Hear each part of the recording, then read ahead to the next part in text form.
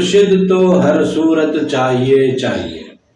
چاہے کوئی اس بات سے انکاری رہے وہ اس کی ہے مرضی۔ کوئی مرشد کی ذات کو تسلیم نہیں کرتا یا مرشد کی ضرورت کو تسلیم نہیں کرتا، یہ جانے اور اس کا عمل جانے بغیر مرشد کے آپ کی فلاح اور بہبود، کامیابی اور ترقی ہے نہیں۔ آپ الف بے پڑھے کس سے؟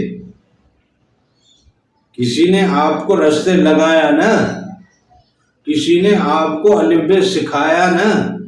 آپ کو کتابیں پڑھنے آئیں تو یہ کتابیں کس نے پڑھنا سکھائی؟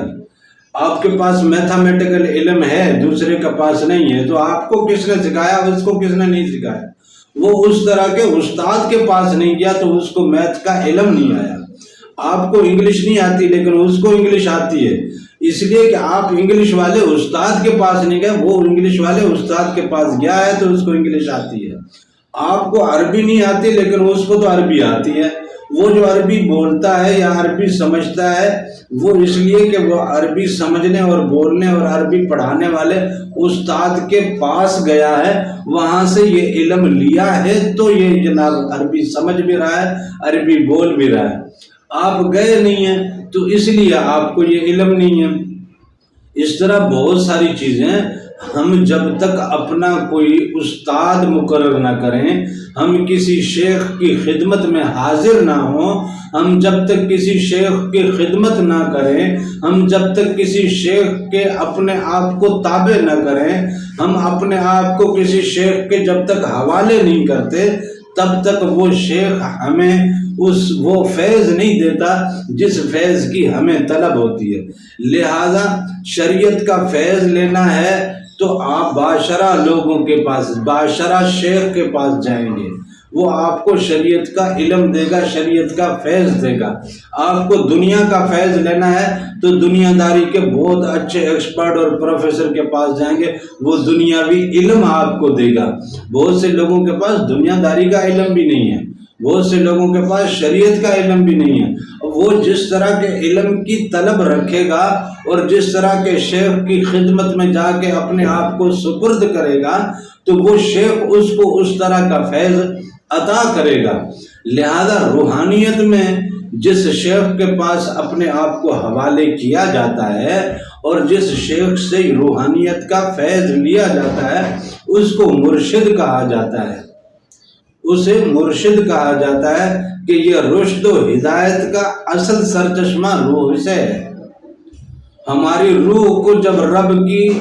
بندگی میں نہیں لگایا، ہمارے باطنی لطائف، ہمارے اندر میں جناب کفر بھرا پڑا ہے، ہمارے اندر میں شیطان بھرا پڑا ہے، ہمارے اندر میں کالک بھری پڑی ہے، باہر سے ہم چاہے کیسے بھی لباس میں رہیں، چاہے کیسا بھی پیرہن رکھیں، چاہے کیسا بھی طور طریقہ رکھیں، انما الاعمال بالنیات، ہماری نیتیں تو ہمارے اندر موجود ہیں اور اندر تو کالک ہے، اندر تو حسد ہے، اندر تو جلن ہے، اندر تو انانیت ہے، اندر ہمارا پلیت ہے، ناپاک ہے، سیاہ ہے، اندھیرا ہے۔ جب اندر ہمارا تباہ حال ہے تو ہمارے اعمال کی کوئی حیثیت، کوئی قدر نہیں ہے۔ یہ آقا دو جہاں نے کہہ دیا، میں نہیں کہہ رہا، یہ میرا کہنا نہیں ہے، یہ آقا دو جہاں نے فرما دیا کہ انما الاعمال بالنیات۔ آپ کے عمل تو آپ کی نیت کے ساتھ جانے جاتے ہیں۔ آپ کی نیت میں کیا ہے، آپ کی نیت میں جو ہے وہی چیز لکھی جائے گی، آپ کے عمل میں کیا ہے وہ نہیں لکھا جاتا۔ لہذا ہماری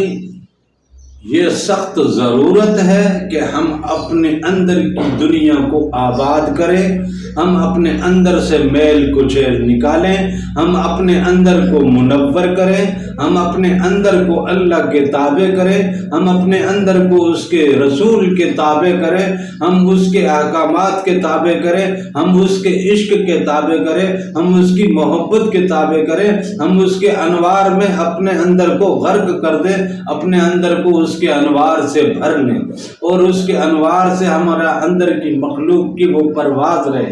دنیا کا جتنا علم ہم لیتے ہیں دنیا میں اتنی ترقی ہم پاتے ہیں،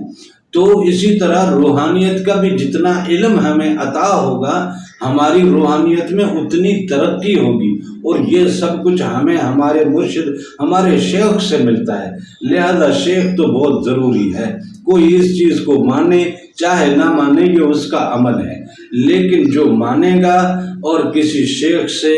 جا کے ملے گا اور اپنے آپ کو، اپنے خیال کو، اپنی ضرورتوں کو، اپنی انانیت کو، اپنے تکبر کو، اپنے علم کو، اپنی حیثیت کو، اپنی پوری ذات اور اپنے پورے سراپے کو کسی شیخ کے سپرد کرتا ہے، اس کی غلامی میں دیتا ہے، تو اس شیخ سے پھر اس کو جو فیض ملتا ہے وہ اس کے اندر کی دنیا کو آباد کرتا ہے۔